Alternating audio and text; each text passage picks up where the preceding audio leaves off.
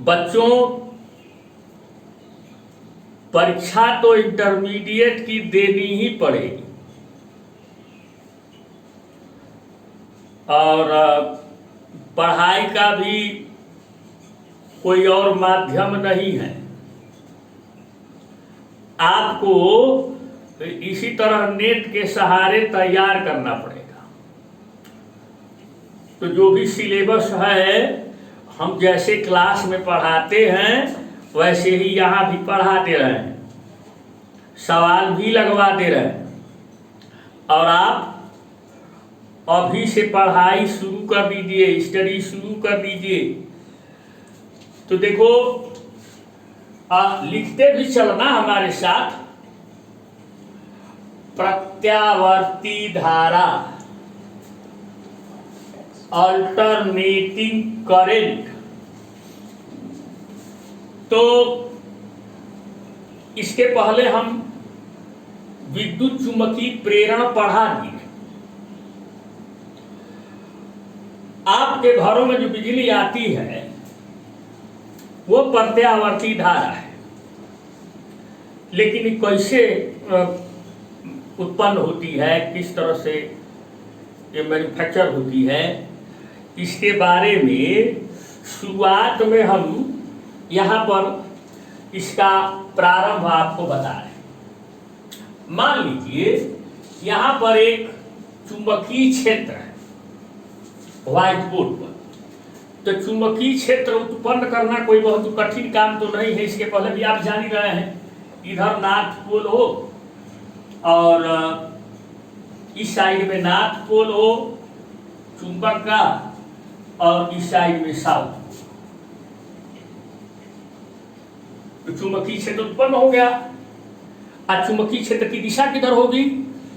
तो नॉर्थ से साउथ, ये चुंबकीय क्षेत्र हो गया। तो अब हम नॉर्थ साउथ तो बार बार बनाएंगे नहीं, इसके पहले आपको बता ही चुके हैं। तो वैसा ही एक चुंबकीय क्षेत्र है, ऐसे बी, और उसमें कुंडली है, क्वाइल है, ऐसे रखी गई। तो ऐसे अगर रखी रहेगी तो कुंडली के तल पर लंब दिशा में क्षेत्रफल सदिश होता है। देखिए ये क्षेत्रफल सदिश है।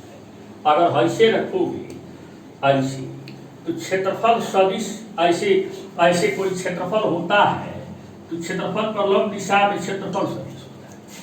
तो अगर इधर से ऐसे रखोगे इस कुंडली को, तो इस पर, इस क्षेत्रफल पर, इसके तल के क्षेत्रफल पर लंब दिशा में क्षेत्रफल सदिश जो है चुंबकीय क्षेत्र की दिशा में। आज जैसे अगर इस कुंडली को किसी तरह घुमाओ ऐसे,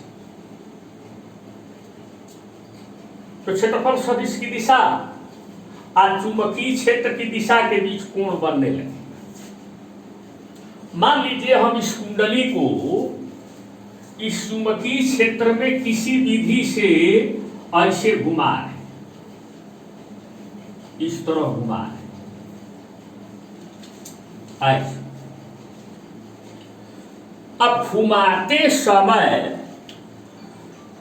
जब कुंडली का तल, ये कुंडली का तल चुंबकीय क्षेत्र के लंबवत है, चुंबकीय क्षेत्र के लंबवत है, तो कुंडली के तल पर जो लंब दिशा है, जो क्षेत्रफल सदिश की दिशा है, वो और चुंबकीय क्षेत्र की दिशा एक ही दिशा में, ये एरिया वेक्टर और बी दोनों शुरू में अगर ऐसे कुंडली का तल है तो एक दिशा में है, उसी समय को हम समय बराबर 0 मान लेते हैं। जब तब हम समय बराबर 0 मान लेते हैं। ठीक। अब उसके बाद इस कुंडली को ऐसे हमने थोड़ा सा घुमा थीटा। अब इसको बनाने के लिए हम मान लेते हैं कि ये कुंडली को हमने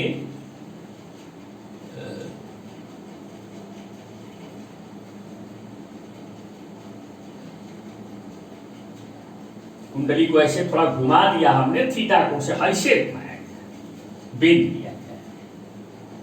लेकिन चित्र में वो दिखाना थोड़ा सा जटिल लग रहा है। हाथ से तो आप देख ही ले रहे हैं ऐसे।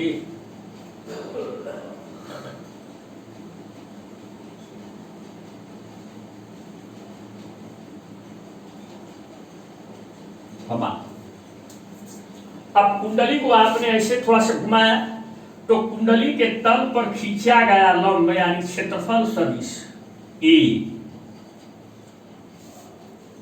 इस क्षेत्रफल सदिश का परिमाण क्या होगा बच्चों? इस कुंडली का क्षेत्रफल,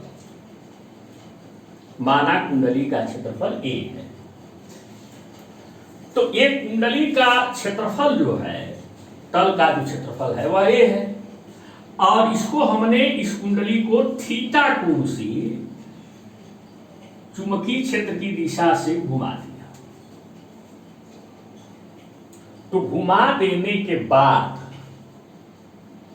चूंकि चुंबकीय क्षेत्र में है, तो चुंबकीय क्षेत्र में है, कुंडली घूम रही है, तो कुंडली से होकर गुजरने वाले चुंबकीय फ्लक्स में परिवर्तन होगा। तो चुंबकीय फ्लक्स में अब थीटा कोण से जब हम घुमा दिए तो थीटा कोण से घुमाने पर चुंबकीय फ्लक्स कितना हो जाएगा? फाई बी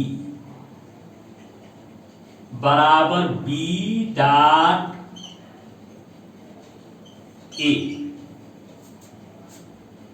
यहां एक बात ध्यान रखो, चुंबकीय क्षेत्र भी एक समान है और कुंडली का क्षेत्रफल भी बदल नहीं रहा है, न बी बदल रहा है न ए बदल रहा है, केवल क्या बदल रहा है? थीटा।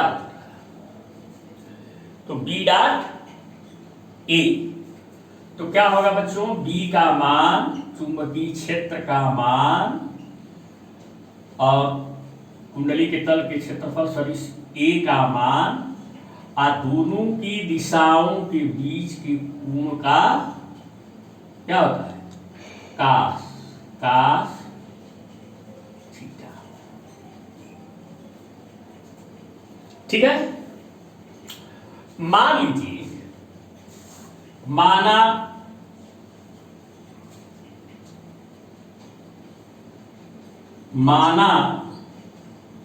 कोणीय वेग बराबर ओमेगा, ठीक। और थीटा कोण तक घुमाने में लिया गया समय, थीटा कोण तक घुमाने में लिया गया समय t,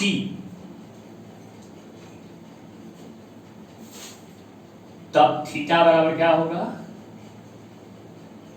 कोण बराबर कोणीय वेग गुणित समय, थीटा बराबर ओमेगा टी। इसलिए एक से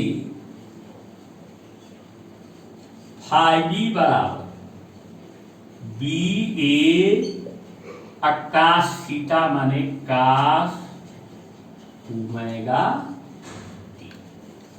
तो यानी हमने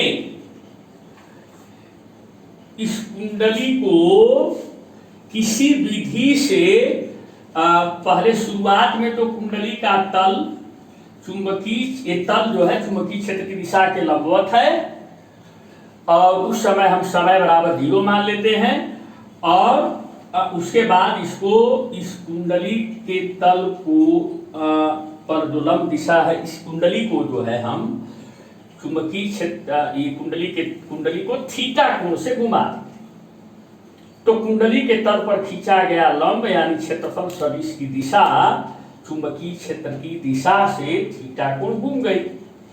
तो उस समय कुंडली से होकर गुजरने वाला चुंबकीय फ्लक्स हो गया बी ए का ओमेगा टी। अब ये चुंबकीय फ्लक्स किस पर निर्भर करता है? टी पर निर्भर करता है, समय पर निर्भर करता है। तो अब समय के सापेक्ष चुंबकीय फ्लक्स में परिवर्तन की दर निकालिए। तो क्या करोगे बच्चों? समीकरण 2 का अवकलन करोगे। तो 2 से d phi B by d, बाएं का अवकलन। अब दाएं बी और ए निश्चित है, बी और ए तो बदल नहीं रहे हैं, इसलिए बी और ए को छोड़ करके अवकलन किसका होगा? कास ओमेगा टी का होगा टी के सापेक्ष। तो जब इसका अवकलन करोगे तो आप लोग अवकलन जानते हो, कितना होगा? Minus omega sine omega T, यानी कास ओमेगा टी का अवकलन minus omega sine omega T होगा। तो ये कितना हो जाएगा? Minus B A omega sine omega. ये हो गया समय के सापेक्ष कुंडली में फ्लक्स परिवर्तन की दर। ये तो हो गया। तो अब इस डी फाई, इसको एक समीकरण बना देते हैं, डी फाई बी, फाई के आगे बी लगाते हैं हमारे चुंबकीय फ्लक्स। एक विद्युत फ्लक्स जो होता है तो उसके आगे, उसमें फाई के आगे ई लगाते हैं। तो d phi B by d t बराबर minus B A omega sine omega t. ये हो गया आपका समीकरण नंबर 3। अब एक बात हमें ध्यान देनी है, अगर कुंडली में यन फेरे हो तब अब यन फेरे हो तो फैराडे के विद्युत चुंबकीय प्रेरण के नियम से कुंडली में एक विद्युत वाहक बल प्रेरित हो जाएगा। और क्या होगा बच्चों? कितना विद्युत वाहक बल प्रेरित होगा?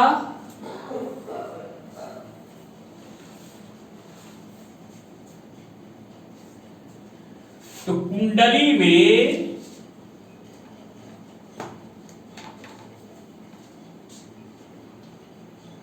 प्रेरित विद्युत वाहक बल, प्रेरित विद्युत वाहक बल स्मॉल ई से दर्शाते हैं minus N d phi B by d. अब 3 से d phi B by d t का जो मान है इसको यहां रखो। तो कितना हो जाएगा बच्चों? तो ये माइनस एक तो पहले से ही इसमें है, आयन भी है, और d phi B by d t का मान रखोगे तो minus B A omega sine omega. इतना तो हो गया। हमारे साथ अगर लिख सकते हो तो लिख भी लो, समझ सकते हो तो समझ लो। लिख लेंगे कि नहीं बच्चे? इतना आसान, इतने में तो आसानी से लिख देंगे।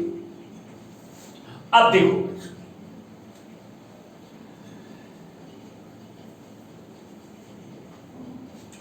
तो E बराबर, ये माइनस से गुणा माइनस में हो जाएगा तो ये प्लस हो जाएगा। तो N B A omega sine omega T, यानी कुंडली को विद्युत क्षेत्र में, बाहरी विद्युत क्षेत्र में घुमाने पर कुंडली में होने वाले फ्लक्स परिवर्तन के कारण उसमें इतना विद्युत वाहक बल प्रेरित होगा। अब एक बात, यहां ये विद्युत वाहक बल ओमेगा टी पे निर्भर करता है, यही पैरामीटर है। इसका यह साइन है, यन बदलेगा नहीं, बी बदलेगा नहीं, ए बदलेगा नहीं, एक ही कोणीय वेग से कुंडली घूम रही है, यह बदलेगा नहीं। समय के साथ ओमेगा टी बदलेगा तो ओमेगा टी का साइन बदलेगा, यानी इसी कोण के साइन पर प्रेरित विद्युत वाहक बल का मान निर्भर करता है।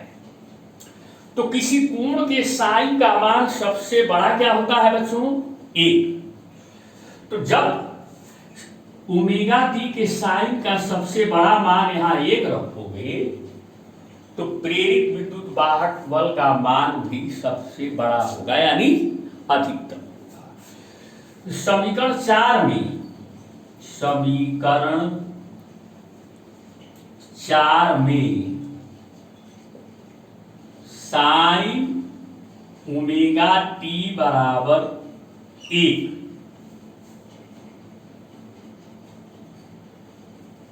तब तथा ई बराबर Eg, क्योंकि जब इसका मान सबसे बड़ा होगा तो प्रेरित विद्युत वाहक बल का मान सबसे बड़ा होगा, तो सबसे बड़े मान का नाम हमने रख दिया E0, अधिकतम। अधिकतम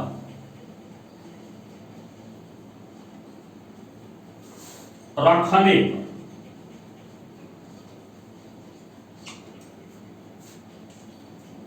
पर रख दो, तो जब रखोगे तो क्या मिलना है? देखो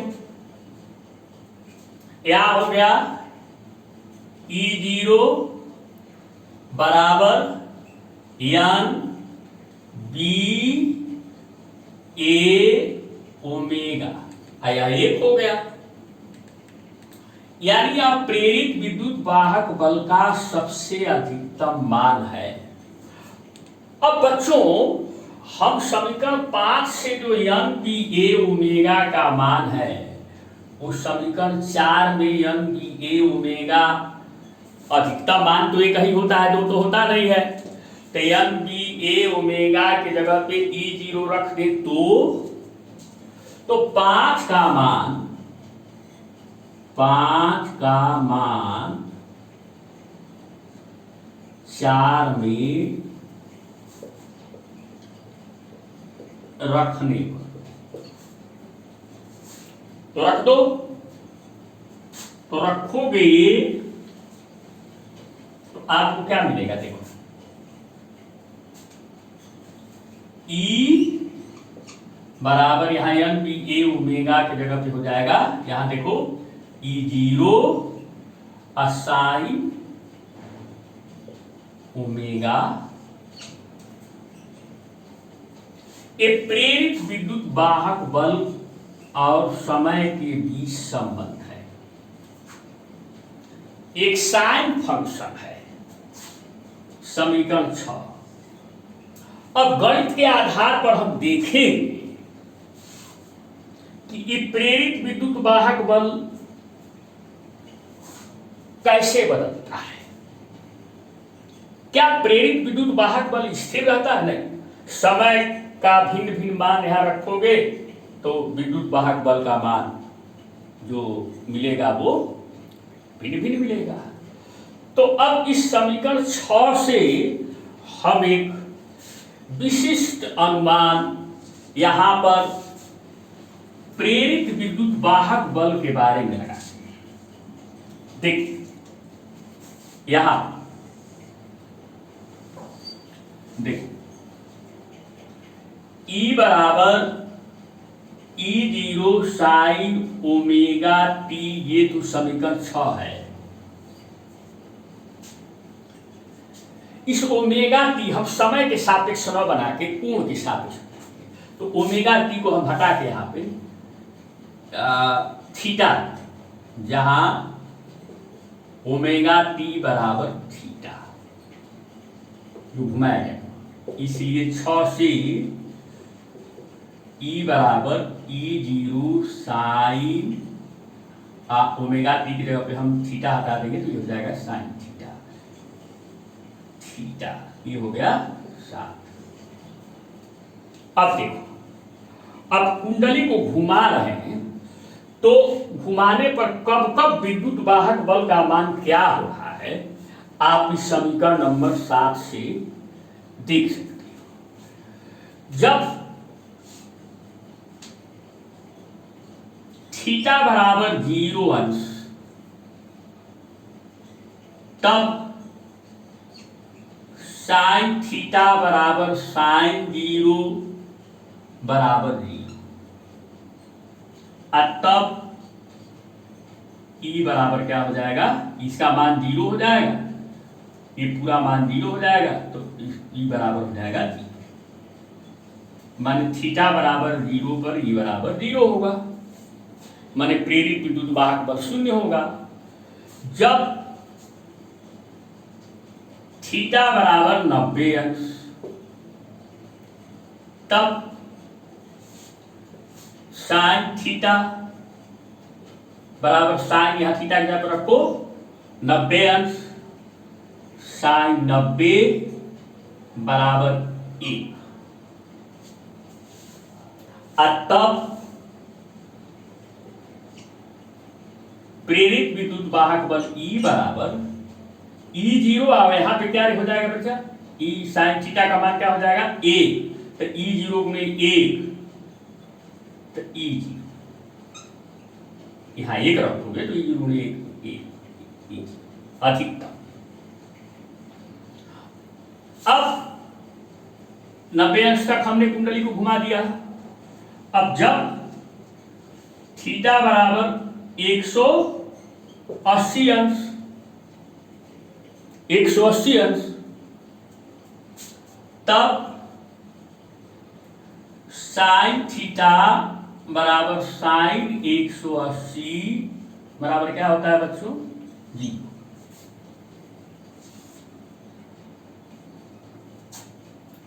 तब ई बराबर क्या हो जाएगा, ये मान रखोगे यहां पे 0, तो ई बराबर हो जाएगा 0।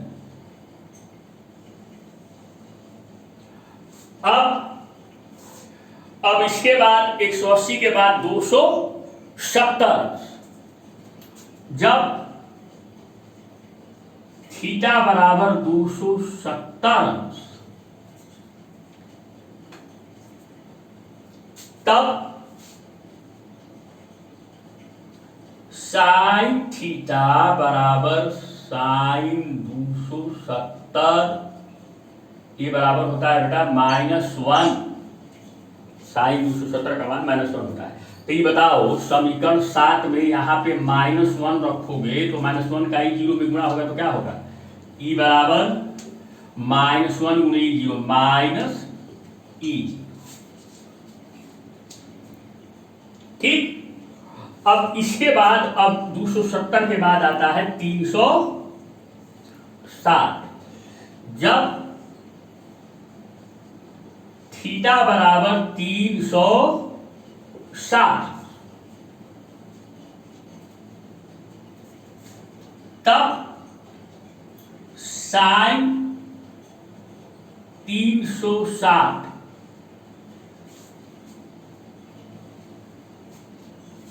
साइन 0 का मान होगा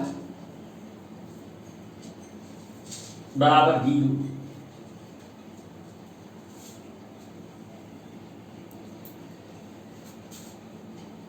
ठीक, तो यहां फिर यहां पर 0 हो जाएगा, तब E बराबर 0, यानी जब थीटा बराबर 0 तो E बराबर 0, जब थीटा बराबर 90 अंश तो E का मान अधिकतम हो गया E0, जब थीटा बराबर 180 अंश तो E का मान फिर 0 हो गया, जब थीटा बराबर 270 अंश तो E का मान -E0 हो गया, जब थीटा बराबर 360 अंश तो E का मान फिर 0 हो गया। तो यहां हम थोड़ा सा देखते हैं। देखो होता क्या है।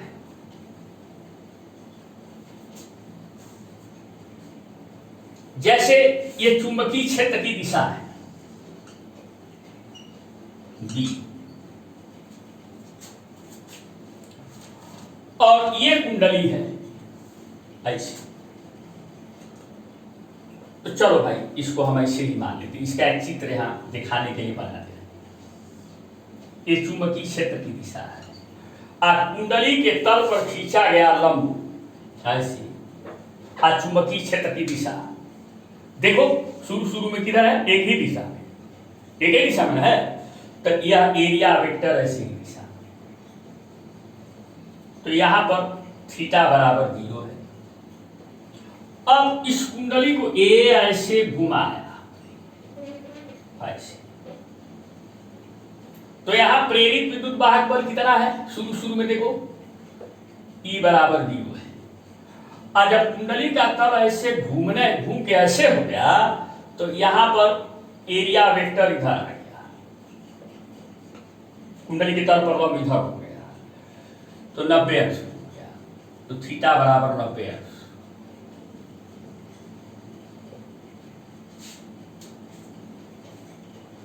अब तब E बराबर क्या है, प्रेरित विद्युत वाहक बल अधिकतम हो गया, E0 अधिकतम हो रहा है। देखिए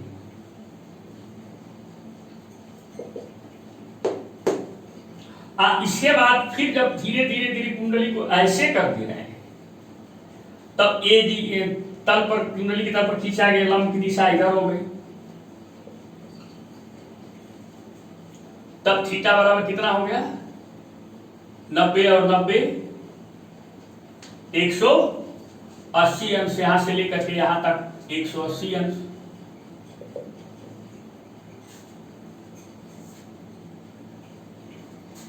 जब 180 अंश हुआ, थीटा बराबर 180 अंश,